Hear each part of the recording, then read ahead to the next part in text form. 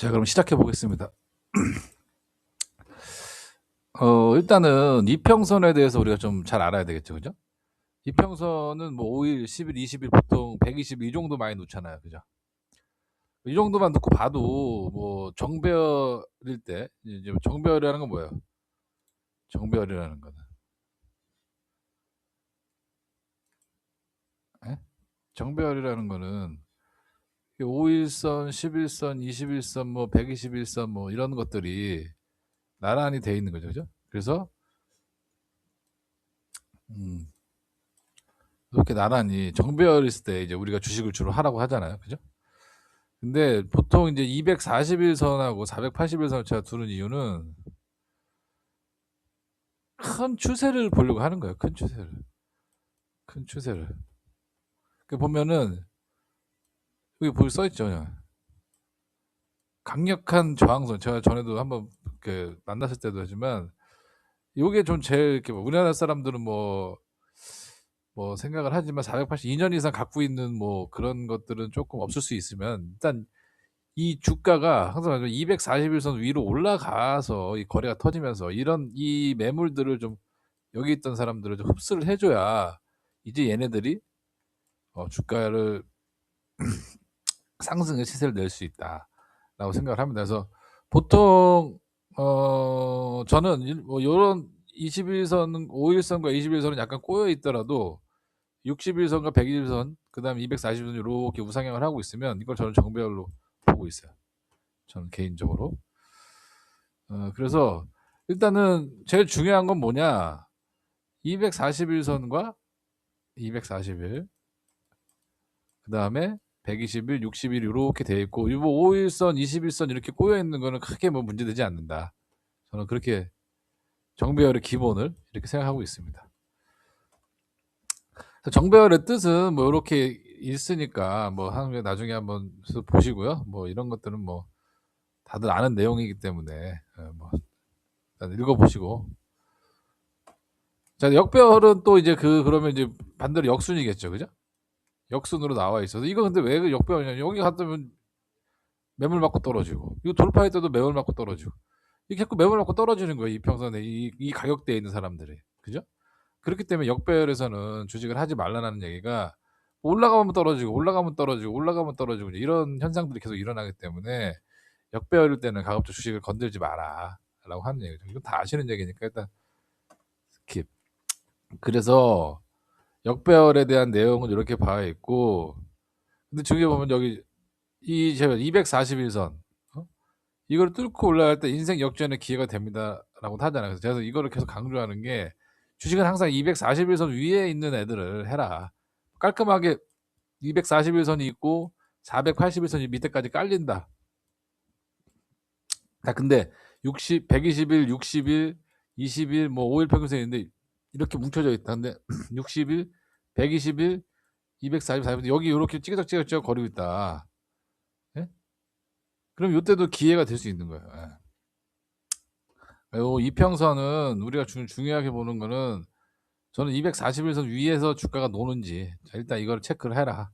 이게 될 수 있고, 자, 그 다음에 이제 지지와 저항이잖아요. 음, 너무 길게 하면 재미없으니까 죄송합니다. 지지와 저항 부분은 이건 뭐 각자 읽어주시고, 예, 뭐 이런 부분들은 다 아시고 있는 내용이니까, 그죠? 그러니까, 그러니까 이게 뭐 이렇게 하다 보면 여기가 이제 매물벽이 돼서 이제 계속 비싸다 뭐 이렇게 이제 뭐 이렇게 뭐 표현을 하기도 하고 여러 가지 뭐 이어령 비어령이에요. 막 하다 하면 뭐 이렇고 저렇고 하는데, 아무튼 우리가 지지와 저항선이 어딘지를 잘 알고 있어야 된다. 주식을 하면서 기본적으로 이평선의 정배열, 그 다음에 지지와 저항선, 이게 그러면 뭐냐면 사람들의 심리가 다 섞여져 있는 거예요. 그죠? 어. 그렇기 때문에 그러니까 이 매물 받고 내려오고 매물 받고 내려오고 매물 받고 내려오고 그럼 이제 이게 강력한 여기 이제 매물이 쌓이는 거잖아요. 강력한 저항 라인이 되는 거고, 여기서 또 이제 매물 받고 내려오는데 여기서 어느 순간 여기서는 지지를 해. 그럼 여기 또 강력한 지지 라인, 이 박스권에서 이제, 그죠? 음. 그런 부분인데, 자, 이게 가까이 어느 날부터 전국 조금씩 그래서 항상 이 저점을 올리다 거래가 터지면서 돌파를 할 때가 새로운 시세를 낼 수 있는 이제 새로운 그 부분이 된다. 자, 그래서 지지와 저항은 항상 내 체크를 해야 돼요. 그죠? 지지와 저항은. 자, 그래서 제일 중요한 게 뭐냐? 역할 전환이에요. 지지와 보셔서 지지와 저항을 알겠는데 그거 뭐에 쓰는 거냐? 예? 지지와 저항에서 가장 중요한 건 뭐냐면 이 강력한 저항선을 거래가 실리면서 돌파해 줄 때, 이때가 새로운 이 주식을 새롭게 보는 터닝 포인트가 되는 거예요, 요게. 그걸 아셔야 돼요. 그러니까 그렇다고 해서 '아 그래 돌파했구나.' 이런 게 아니라 새로운 주식으로 이제 다시 시작을 하는구나. 이 박스권에서 갇혀 있다가. 예? 이 거래가 터지면서. 이 역할 그래서 이 역할 전 이 실전 뭐 지지와 저항 이런 뭐 이론이 중요한 게 아니라 박스권에 갇혀 있던 게 거래가 터지면서 돌파했을 때, 예? 이때가 '아 이 주식이 새로운 모습을 보이는구나.' 이런 부분들을 체크하는 게 가장 중요하다. 요 역할전 이런 내용 부분들은 다 한 번씩 읽어 보시면 좋을 것 같고요. 자, 그래서 박병창 이사의 매매 기술을 보면 좀 더 좀 구체적이에요. 돌파 매매죠. 그래서 이 거래가 터져라. 거래가 터질 때 돌파할 때 사라. 그죠? 돌 거래량에 실리는 지점을 매매로 확인해야 합니다. 뭐 요런 부분들 손절도 있고 뭐 이런 부분들이 있는데 요거는 한번 다시 한번 보시면 될 거였고요. 여기서 보면은 장대 항목과 압도적인 거래량이 그거 보셨죠? 그래서 우리가 항상 뭐 돌파 1, 돌파 2, 돌파 3, 그다음에 돌파했지만 다시 저항받고 죽는 거. 이제 이런 것들은 거래량이 별로 없는 거죠. 이런 것들은 거래량이 나오지만 요런 형태로 갈 수 있다라는 거잖아요. 그죠? 그래서 항상 '아 이게 역할 전환이 중요한 거구나 박스권에서.' 이런 부분들을 잘 머릿속에 인지하고 있으면 돼요. 그러면 자 이제 여기에 이제 제가 잠깐 요렇게 좀 뭐 이렇게 좀 보여 드리긴 했는데 이런 박스권에서 거래량이 실리면서 돌파를 할 때 이건 돌파 완전 1 위죠. 그죠? 현대글로비스네요. 근데 여기서 다시 또 박스권을 형성을 하고 있는데 이것도 이제 돌파를 할 때 따라 들어가면 되는 거예요. 예. 자, 이거 인제 뭐 LNC 바이오도 인제 이런 박스권을 갖고 있다가 거래가 실리면서 기존에 없던 거래가 실리면서 돌파를 하잖아요. 그죠? 이런 부분들을 '아 이 박스권을 돌파를 하는구나.' 이런 걸 잘 보셔야 돼요. 그래서 이럴 때가 새로운 주식으로 변하는, 기존에 알고 있던 LNC 바이오가 아니라 새로운 LNC 바이오가 된다. 뭐 새로운 현대글로비스 된다. 이런 부분들을 잘 인지하고 있어야 됩니다. 그죠? 그래서 요 부분에서 요렇게 박스권을 했다가 다시 거래가 터지면 돌파할 때 요런 데보다. 자, 그래서 돌파 2가 된 거죠. 그죠? 이렇게 해서 계속 하는 부분들이 있기 때문에 이런 부분들을, 예? 지지와 저항은 뭐 지지와 저항이 아니라 이 지지와 저항을 내가 어떻게 이용하느냐. 이제 이런 것들이 제일 중요한 거죠. 근데 잘 보세요. 제가 이제 천장팅 얘기를 많이 하긴 하는데 어 횡보 이 에너지 응축의 법칙이라는 게 있어요. 주식 투자의 지혜를 쓴 저자죠. 제가 이 책에서 많이 인용하는 게 박병창 이사의 매매 기술과 천장팅의 지혜, 주식 투자의 지혜예요. 저는 그 두 책이 저한테 많은 주식에 대한 좀 깨달음을 알게 됐라고 할까요? 그런 부분들에 대해서 뭐 소개를 해 드리면, 그래서 이 제일 중요한 게 뭐냐면